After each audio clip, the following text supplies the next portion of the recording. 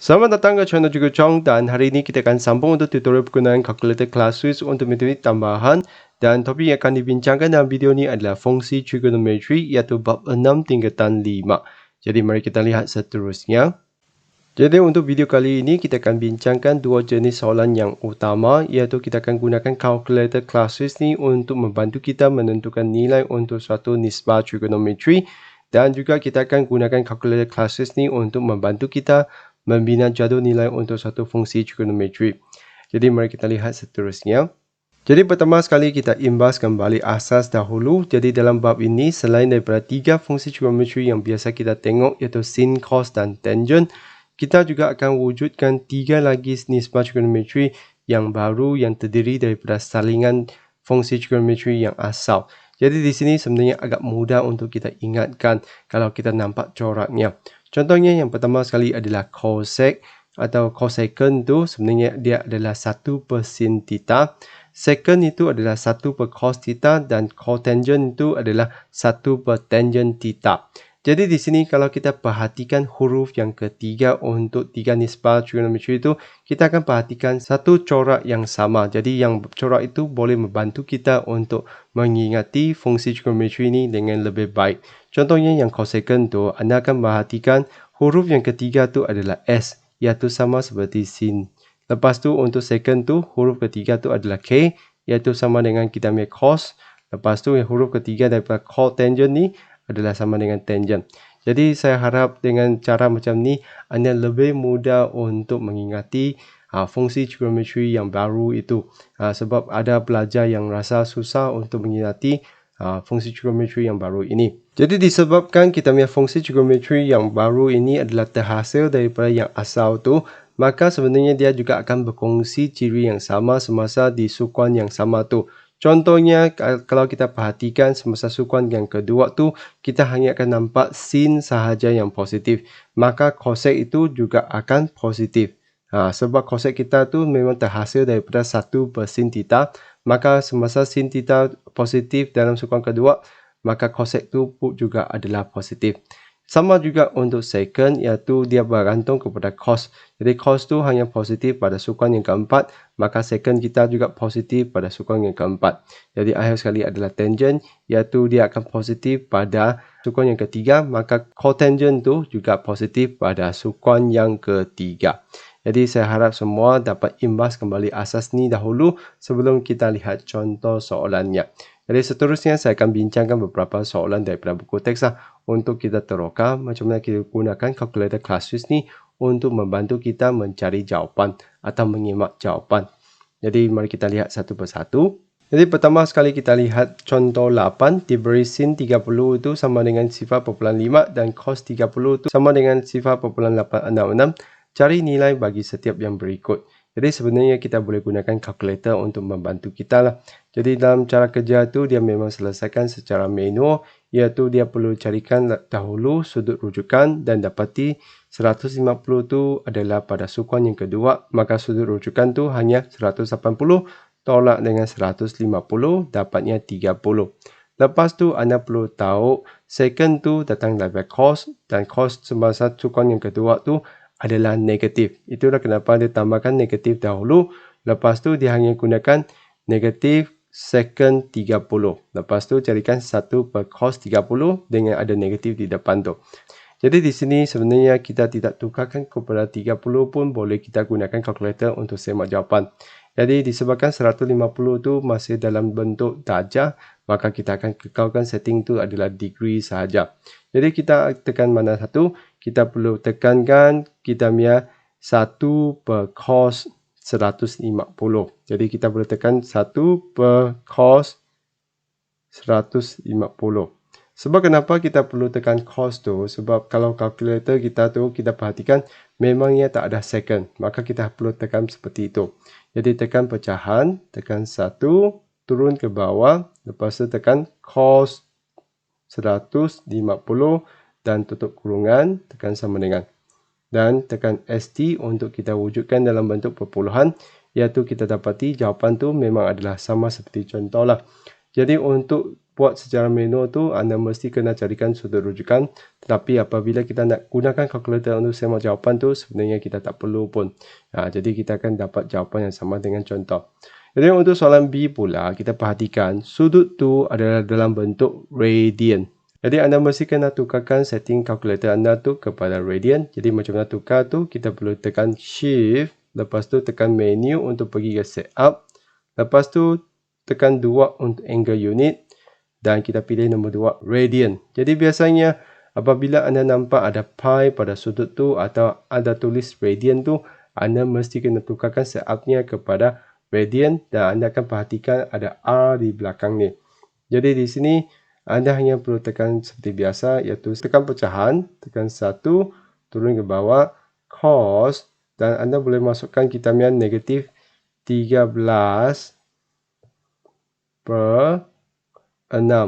Lepas tu tekan kita punya pi. Jadi macam mana tekan pi tu? Pi tu adalah di atas darab 10 kuasa X ni. Jadi anda mesti kena tekan shift, tekan butang ini, dan tutup kurungan. Tekan sama dengan. Dan kalau kita perhatikan jawapan tu bukan dalam bentuk yang set ini. Jadi kita tekan ST ini untuk dapatkan perpuluhan, iaitu 1.1547. Jadi begitulah caranya macam mana kita gunakan kalkulator untuk semak. Dan kalau secara manual tu dia akan tukarkannya kepada sudut dahulu, lepas tu carikan sudut rujukan. Jadi itulah kerja secara manual, tapi kalau untuk menyemak jawapan dengan kalkulator tu sebenarnya kita boleh tekan terus soalan tu dan kita akan dapat jawapan yang sama. Cuma yang kita perlu hati-hati untuk lihat adakah sudut yang diberi itu dalam bentuk degree atau dalam bentuk radian. Kalau degree itu biasanya asal tu memang dia sudah degree. Kalau radian, anda mesti kena tukarkan angle unit tu kepada radian. Jadi begitulah untuk contoh yang pertama ni, iaitu macam mana kita gunakan kalkulator Classwiz untuk menentukan nilai nisbah trigonometri. Jadi mari kita lihat contoh seterusnya, iaitu kita akan perhatikan contoh 11. Lukiskan graf y sama dengan 3 tolak 2 cos 3/2x untuk sudut antara 0 sampai 2 pi. Jadi perhatikan kita punya sudut tu memang dalam bentuk radian. Kalau anda nak set semula tu, anda hanya perlu tekan shift, lepas tu set up, tekan 2 angle unit, tekan nombor 2. Itulah cara kita tukarkannya kepada bentuk radian. Selepas tu kita perlu wujudkan jadual. Jadi untuk wujudkan jadual tu, kita perlu gunakan fungsi spreadsheet tu. Jadi kita pergi ke menu. Lepas tu kita pergi ke nombor 8. Atau anda boleh scroll macam ni. Tekan 8 pun boleh. Lepas tu kita akan masukkan kita punya sudut iaitu X tu. Jadi masukkan sifar. Tekan sama dengan. Lepas yang kedua tu adalah pi/6. Jadi nak cari pi tu shift darab 10 kuasa X. Lepas tu bahagi 6. Jadi kita boleh tekan yang pecahan tu 6. Tekan sama dengan. Dan dia akan automatik tukarkannya kepada perpuluhan lah. Jadi jangan bimbang. Jadi kita teruskan shift darab 10 kuasa X tu tukar pi per 3. Lepas tu kita teruskan shift per 2. Jadi bahagian inilah yang akan ambil masa sikit. Lepas tu adalah 2 pi per 3. Jadi kalau kita nampak ada keadaan macam ni, kita tuliskannya pi itu menjadi pengangkal kita lah. Jadi 2, lepas tu shift kuasa 10x tu bahagi dengan 3 pi per 6. Lepas tu adalah 7 pi per 6.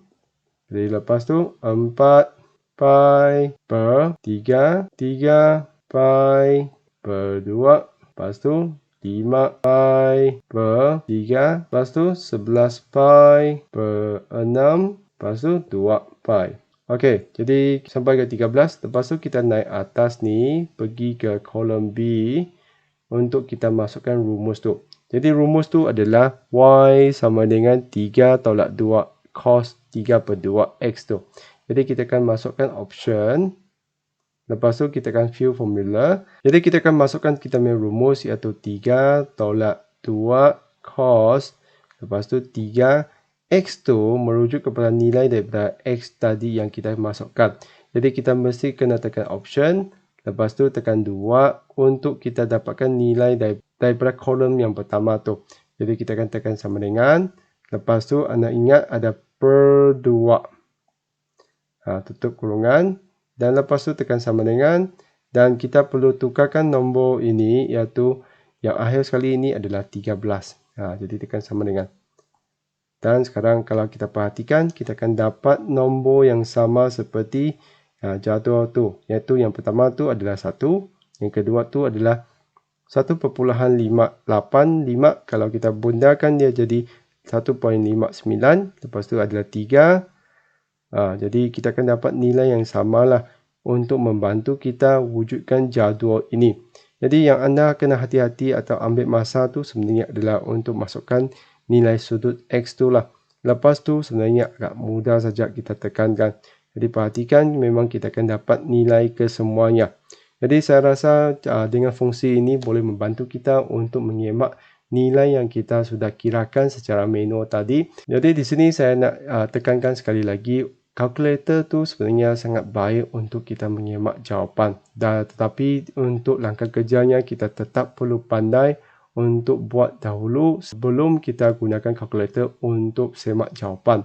Jadi begitu saja untuk topik kali ini, iaitu untuk fungsi trigonometri ini, di mana kita sudah belajar macam mana gunakan kalkulator ni untuk mencari nilai nisbah trigonometri itu apabila sudut dalam darjah atau dalam bentuk radian. Dan juga kita sudah belajar macam mana kita gunakan kalkulator ni untuk mewujudkan jadual nilai apabila kita diminta untuk melukiskan suatu fungsi trigonometri. Jadi begitu saja untuk perkongsian kali ini, dan selepas perkongsian ini saya percaya mungkin ada antara anda yang berminat untuk membeli kalkulator ini. Jadi seterusnya saya akan kongsi satu tutorial macam mana anda boleh membelinya melalui khas official store di Shopee Malaysia. Jadi tanpa melengah masa, mari kita saksikan. Akan demo kepada anda macam mana nak membelinya. Jadi Cikgu Chong sudah letakkan link dalam setiap video tutorial mengenai Kalkulator Classwiz ni. Jadi anda tekan mana-mana satu saja. Selepas tu anda tekan bahagian penerangannya dan anda akan nampak terdapat link item Kalkulator Classwiz ni. Jadi anda boleh tekan link tersebut dan pastikan telefon anda sudah memasang aplikasi Shopee Malaysia. Dan di sini anda boleh tekan add to cart dan dia akan link anda ke aplikasi Shopee Malaysia. Jadi kita akan pergi ke laman yang menunjukkan Casio Scientific Calculator FX570EX dan harga originalnya adalah 79 dan ini sellernya adalah Casio Official Store iaitu casio.os. Dan di sini kalau anda perhatikan terdapat satu tawaran iaitu free L-shape folder. Jadi ini adalah satu tawaran khas yang ditawarkan oleh Casio Official Store. Selepas tu anda tekan add to cart.